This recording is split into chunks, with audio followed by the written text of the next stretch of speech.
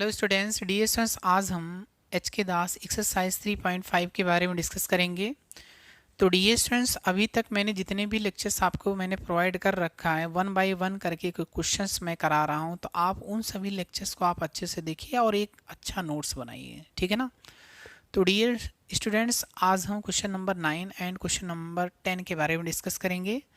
तो dear students, इसमें जो क्वेश्चन नंबर 10 है, ठीक है, अभी तक जितने भी आप लोग क्वेश्चंस पढ़ रहे थे ना, ये थोड़ा सा अलग है और इसका मतलब इंटीग्रेटिंग फैक्टर्स, जनरल सोल्यूशन सारे चेंज होंगे, ठीक है। अभी मैं आपको बता रहा हूँ कैसे होगा, कोई दिक्कत नहीं है। सारा मेथड लगने वाले वैसे जितने भी मैंने क्वेश्चंस कराया सेम मेथड हैं, ठीक है ना।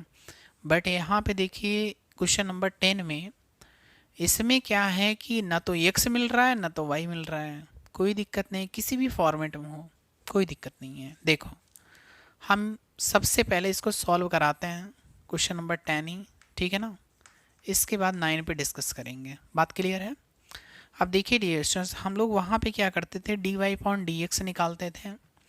इसमें आप चेक करिए कि आपके पास में ये d y upon d x है, ठीक है ना, लेकिन यहाँ पे आपके पास में आर और थीटा है, जिसे हम लोग पैरामेट्रिक बोलते हैं, प्राचलिक। तो ये इस फॉर्मेट में है, ठीक है ना। ये आपके पास में D R upon D theta बनेगा कि आपके पास में D theta upon D R बनेगा। आपको खुद चेक करना पड़ेगा यहाँ पे। अगर ये आर है तो यहाँ भी देखो आर है। जैसे मैं वाई देखता था ना, वहाँ पे वाई की डिग्री भी 1 होती थी। ऐसे आपके पास में यहाँ आर है तो यहाँ भी देखो आर है। बात क्लियर है ना। तो इसका मतलब आपके पास में जो ऊपर वाला जो टर्म्स रहेगा ना, तो आपके पास में क्या होगा, D R upon D theta होगा। तो यहाँ से मुझे क्या निकालना पड़ेगा, D R upon D theta. उससे पहले डियर स्टूडेंट्स आप देखिए, मैं आपको एक चीज़ बताता हूँ, ध्यान से देखिएगा, नहीं तो यहाँ पे बिल्कुल नहीं समझ में आएगा, ठीक है। देखो, मैं आपको क्या बताने की कोशिश कर रहा हूँ, देखिएगा। आपके पास में dear students d y upon d x होता था, प्लस आपके पास में पी वाई होता था, इक्वल टू आपके पास में क्यू होते थे, ठीक है। यहाँ मैंने बोला था पी एंड क्यू क्या है, फंक्शन ऑफ एक्स हैं और कांस्टेंट भी बोल सकते हो। और इसमें इस आपके पास अगर ऐसा कोई लीनियर डिफरेंशियल इक्वेशन आपके पास में है, तो इसमें डीएसएस पहला जो आपके पास में जो फॉर्मूला लगता है इंटीग्रेटिंग फैक्टर का लगता है, इंटीग्रेटिंग फैक्टर का। और इंटीग्रेटिंग फैक्टर्स मैंने आपको सिखा रखा है, इंटीग्रेटिंग फैक्टर्स होता क्या है, ठीक है। तो आपके पास में ये फॉर्मूला क्या होता है, ई की पावर में integration p into d x. ध्यान से समझिएगा, आपके पास में d y upon d x है, मतलब एक्स के रेस्पेक्ट में हो रहा था, इंटीग्रेशन भी एक्स के रेस्पेक्ट में ही होगा। बात क्लियर है। और इसका मैंने एक चीज़ और निकाला था बेटा, जनरल सोल्यूशन, ठीक है। तो इसमें आपके पास मैंने क्या लिखा था, यहाँ अगर आपके पास में ऊपर y है डिस्टेंस, तो आप y लिखोगे, y into integrating factors equal to आपके पास में integration integrating factors into q into d x और प्लस का c, ठीक है। अगर x के रेस्पेक्ट में है डियर स्टूडेंट्स, यहाँ भी dx होगा, यहाँ भी dx होगा। जिसके रेस्पेक्ट में होगा हम उसी के रेस्पेक्ट में हम लोग क्या करते हैं, इंटीग्रेशंस करते हैं। ये चीज़ पहचानना आना चाहिए। तो हमारे पास में ये आपके पास में डी हम इसको ए पॉइंट मान लेते हैं, ठीक है। अब हमारे पास में देखिए बी पॉइंट, हम इसका जस्ट उल्टा करने वाले हैं, d x upon D y. यहाँ मैं लिख सकता हूँ डी एक्स सिमिलरली इसी प्रकार, ठीक है ना। अब इसमें क्या होगा, अगर मान लीजिए ऐसे क्वेश्चंस आ गए, कहीं ना कहीं तो आएंगे ही, ठीक है। तो हमारे पास में d x upon D y मैंने उल्टा लिख दिया है। अभी तक तो मैंने जितने भी मैंने क्वेश्चंस आपको मैंने कराया था, उसमें d y upon d x की वैल्यू हम लोग क्या कर रहे थे, फाइंड कर रहे थे, यही ना। अगर मान लीजिए मुझे D x upon D Y मिल गया, ठीक है, या एक्स की डिग्री 1 मिल गई, तब हम लोग कैसे करेंगे। तो d x upon D y का अगर आपके पास में फॉर्मेट बन रहा है तो सेम चीज़ें रहेंगी, बट यहाँ y था तो यहाँ y आया, यहाँ x है तो यहाँ भी क्या आएगा, x आएगा, और यहाँ पे q आएगा। बात के लिए अब सबसे इम्पॉर्टेंट बात यहाँ पे क्या है, ये आपके पास में ये फंक्शन ऑफ x थे, ये किसके फंक्शन थे, x के फंक्शन ऑफ x थे। अब यहाँ पे ये जो P एंड Q होंगे ये फंक्शन ऑफ y हो जाएंगे डियर स्टूडेंट्स। बात क्लियर है ना? क्योंकि यहाँ पे जो डिफरेंशिएशन हो रहा है y के रिस्पेक्ट में हो रहा है। जब हम लोग इंटीग्रेशंस भी करेंगे तो y के रिस्पेक्ट में करेंगे। बात क्लियर? तो इसमें भी आप एक पॉइंट निकालेंगे, कौन सा? Integrating factors. तो इंटीग्रेटिंग फैक्टर इसका कितना आएगा? सेम वही फॉर्मूला रहेगा, e की पावर में इंटीग्रेशन p इंटू, बताओ अब यहाँ मैं dx लिखूं कि dy लिखूं? जो नीचे हो बेटा आप वही चीज़ लिखना, ठीक है? ज़्यादा कन्फ्यूज़न मत होना, ठीक है? सेकेंड हमारे पास में क्या आएगा? यहाँ देखो dy था तो मैंने y लिखा, यहाँ आपके पास में dx है तो मैं x इंटू लिखूँगा integrating factors equal to integrations आपके पास में integrating factors into q into कितना बेटा? dy और प्लस का c, ठीक है? देखिए ये जो चीज़ें मैंने बताया ना आपको आना चाहिए। अब यहाँ पे क्या बात है? आर और थीटा है। ध्यान से समझिएगा, मैं जितना मैं टाइम मैं इस पे दे रहा हूँ इस क्वेश्चन में मैं टाइम नहीं दूंगा, क्योंकि मैंने 1 से लेकर मैंने 8 तक मैंने क्वेश्चंस करा रखे हैं और इसके बाद मैंने एग्जाम्पल्स भी मैंने आपको बता रखा है कि क्वेश्चन नंबर 10 एंड 11 एंड 12 को मैंने कैसे सॉल्व किया था। हर एक क्वेश्चंस मैंने करा रखे हैं, एग्जाम्पल भी एक्सरसाइज के भी।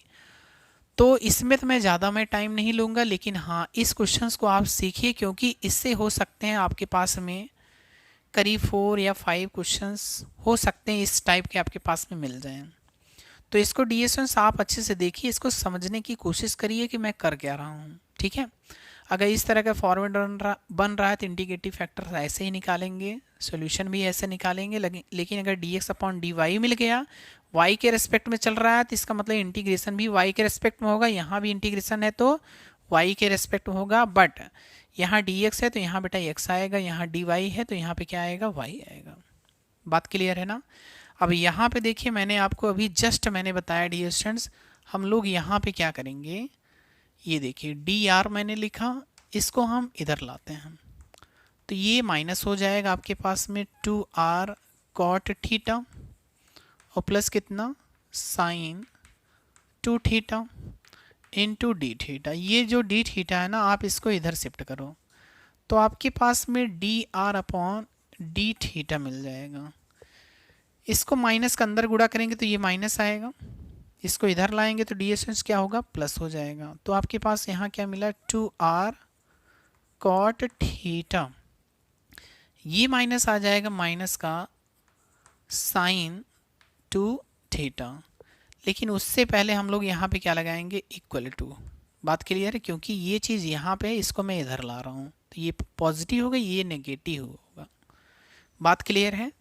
अब यहाँ पे सबसे इम्पॉर्टेंट बात क्या है डियर स्टूडेंट्स, ये आप देखिए ये किसके रेस्पेक्ट में है, क्या ये लीनियर डिफरेंशियल इक्वेशन का स्टैंडर्ड फॉर्म बना या नहीं बना। ध्यान से इसको देखो। सबसे पहले अगर हमारे पास में देखिएगा ध्यान से, मैं लिख भी रहा हूँ D R upon D theta मैंने लिखा, यहाँ मैं क्या लिख सकता हूँ? p लिखूँगा सर, x आता है y भी आता है। अब यहाँ r है तो यहाँ भी क्या आएगा? r आएगा। बात क्लियर है ना? इसके बाद लास्ट में इक्वल टू साइड में क्या होता है? q होता है। r है तो r है, y है तो y है, एंड x है तो x है। अब इसको आप चेक करिए p की वैल्यू कितनी होगी एंड q की वैल्यू कितनी होगी।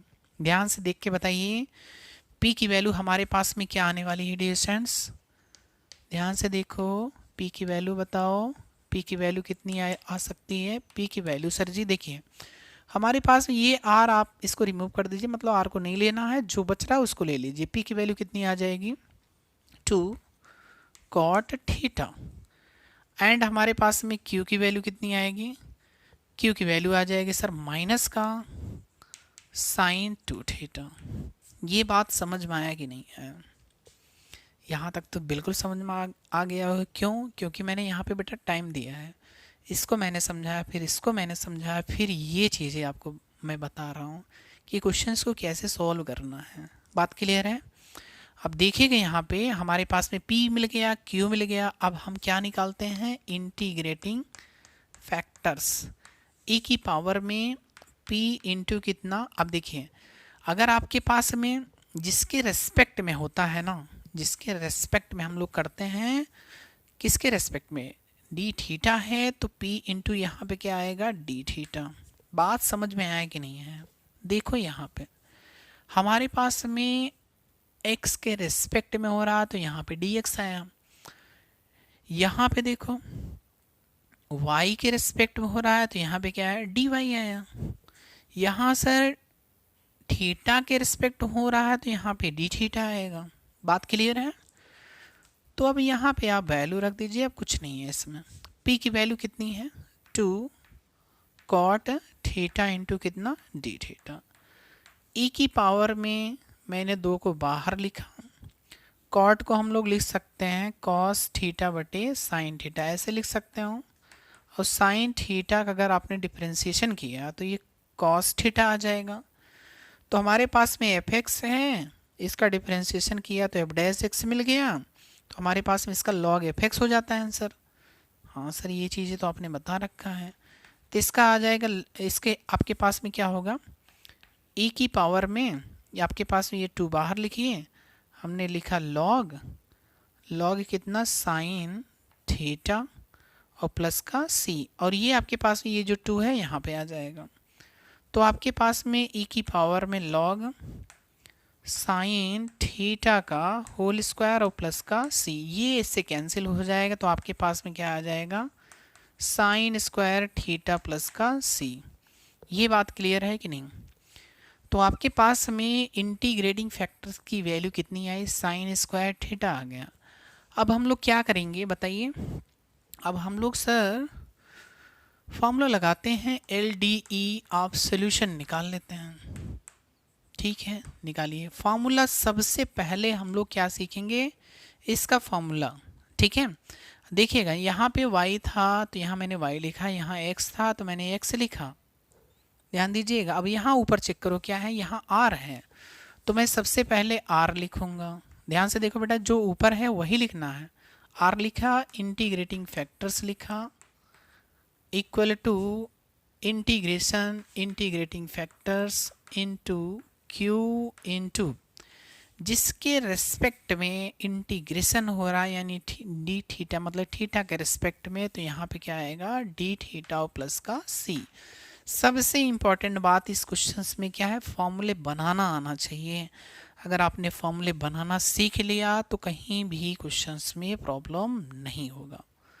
r इंटू इंटीग्रेटिंग फैक्टर्स की वैल्यू कितनी है बेटा, sine square theta equal to, अब डी स्टूडेंट्स ये चीज़ें मैं रफ कर दे रहा हूँ, ठीक है, आप इसको वीडियो पॉज करके अच्छे से नोट कर लीजिएगा। अब क्वेश्चंस में कुछ भी नहीं है, ठीक है ना, हमें सिर्फ इंटीग्रेशंस करना है, तो इसको मैंने रफ कर दिया, ठीक है ना। अब देखिए यहाँ पे हमें करना क्या है, r into sine square theta लिख लिया, साइन स्क्वायर थीटा लिख लो, q की वैल्यू है sir minus sine 2 theta into d theta और प्लस का c।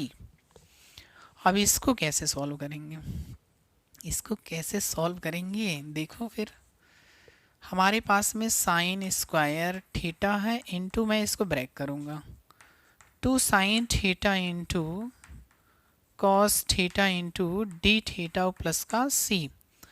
तो आपके पास में यहाँ पे ये जो -2 है इसको बाहर ले लीजिए, साइन स्क्वायर थीटा इसका मल्टीप्लिकेशन इसमें करेंगे डी स्टूडेंट्स, तो आपके पास में साइन क्यूब थीटा आ जाएगा, इंटू कितना, cos theta into d theta plus का c।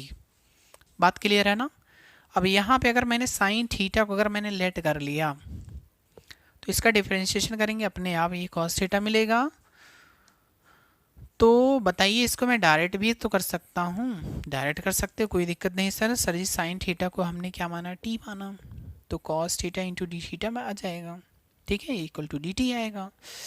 तो यहाँ पे क्या मिलेगा, यहाँ पे टी क्यूब मिल जाएगा, और टी क्यूब का इंटीग्रेशन कितना होता है, टी क्यूब का इंटीग्रेशन टी की पावर 4/4 मतलब आपके पास में यहाँ पे आ जाएगा साइन की पावर 4/4 और प्लस का c। आप इसको बेटा कैंसिल कर सकते हो, तो आपके पास में -1/2 साइन की पावर 4 थीटा और प्लस का c।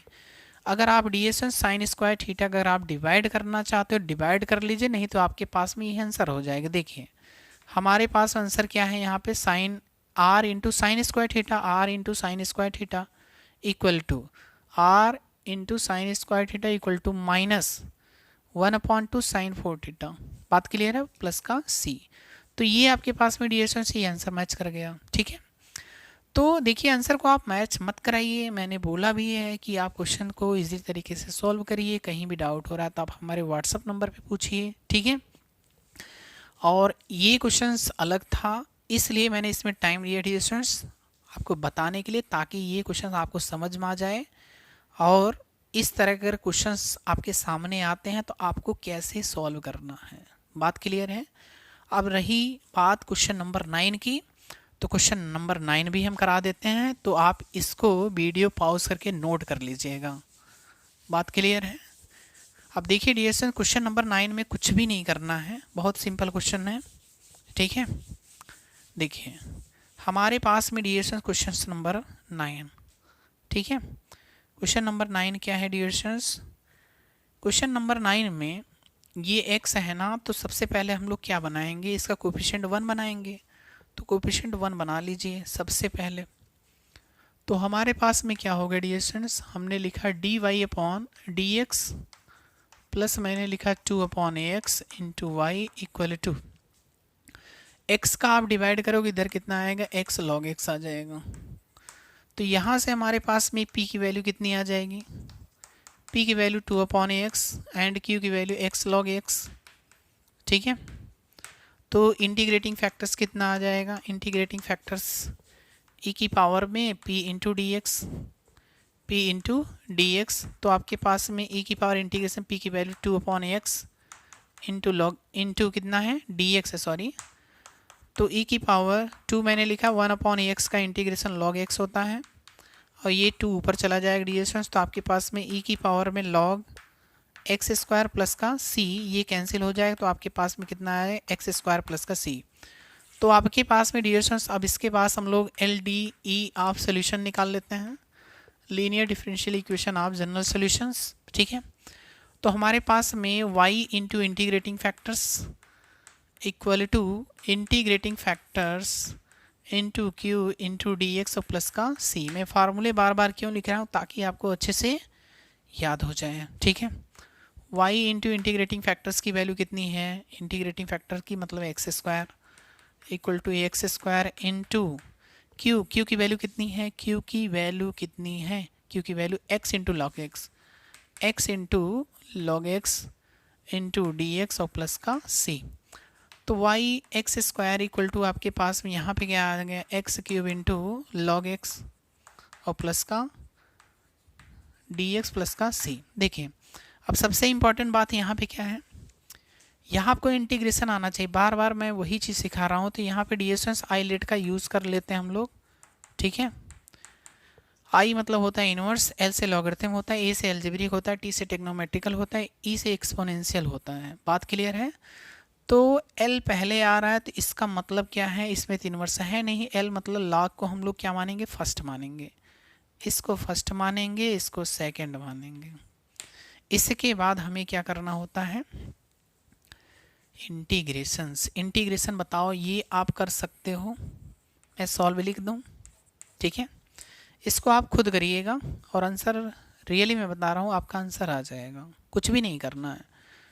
log x लिखना है, log x लिखना है, फर्स्ट लिखेंगे इंटू सेकेंड का इंटीग्रेशंस करेंगे डिएशन। सेकेंड का इंटीग्रेशंस कितना करेंगे, x की पावर 4/4, फिर माइनस लिखेंगे, इंटीग्रेशन log x लिखेंगे, फिर log x लिखेंगे ना, log x लिखेंगे। इसके बाद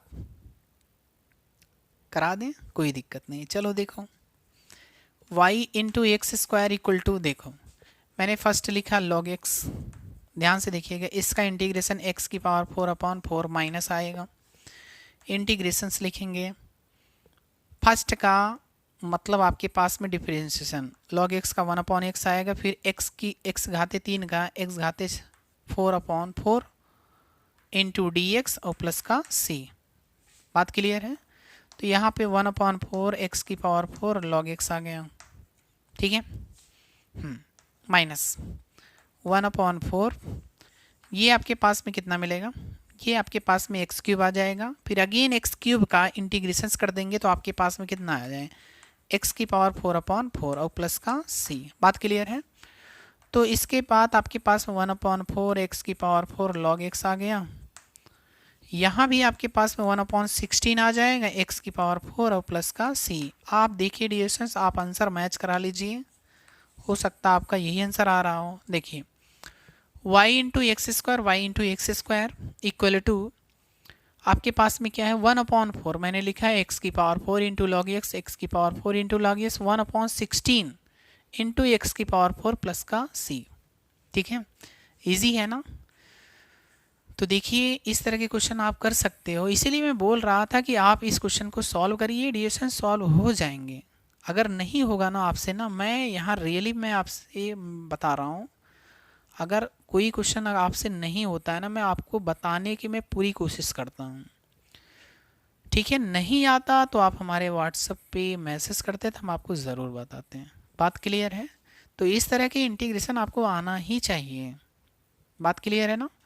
तो डियर स्टूडेंट्स, अगर ये लेक्चर्स आपको पसंद आया हो तो प्लीज़ चैनल को लाइक, सब्सक्राइब एंड शेयर ज़रूर करें। तो आज का लेक्चर्स हम यहीं पे फिनिश करेंगे। Thank you very much.